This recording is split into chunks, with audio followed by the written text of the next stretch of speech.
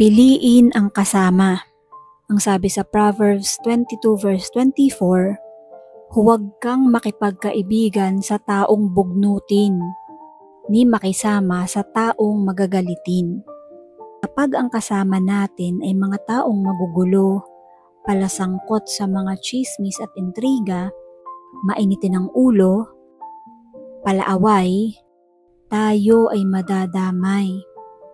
Minsan pa nga, mahahawa at madadamage. Do not associate with them. Huwag tayong maki-associate sa mga tao who bring you down and make you feel small. Yung mga taong pinapakitid ang ating utak at lagi tayong pinapagalit. Nagagalit ka sa isang tao kahit hindi mo pa narinig ang side niya dahil lang kinausap natin ang isang taong galit sa kanya.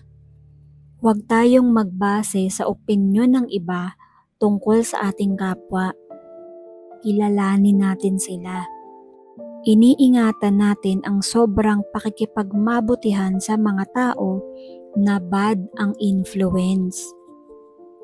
Iwasan ang mga taong wala nang alam pag-usapan, kundi ang tumataas na presyo ng bilihin, ang mag-contest kung sino ang mas malala ang karamdaman, ang makipagpaligsahan kung sino ang mas malungkot, mas kawawa, at mas martir. Minsan may maririnig ka pa na ang asawa ko hindi umuuwi ng isang araw. Yung isa naman sasabihin, daig kita, yung asawa ko 5 araw hindi umuuwi.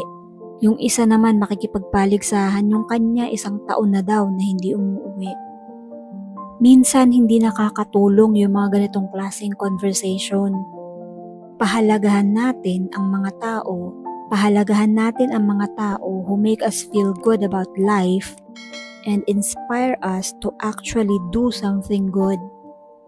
Pahalagahan ang mga taong hindi lang nakakapagpatawa sa atin, kundi nakakapagpakita rin kung paano papasayahin ang buhay sa pamamagitan ng pagsisikap at karunungan.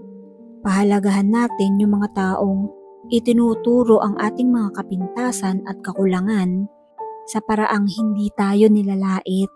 Yung bang nire-real talk tayo. Mas okay yun, di ba? Yung truth kaysa sa lie. Dapat na pinipili natin ang ating kasama. Yung mga mabubuti ang pagbuhusan natin ng oras. Yung mabubuting kasama dapat ang lagi nating ka-text, ang lagi nating ka-chat. Napakarami nating dapat matutunan sa buhay na ito.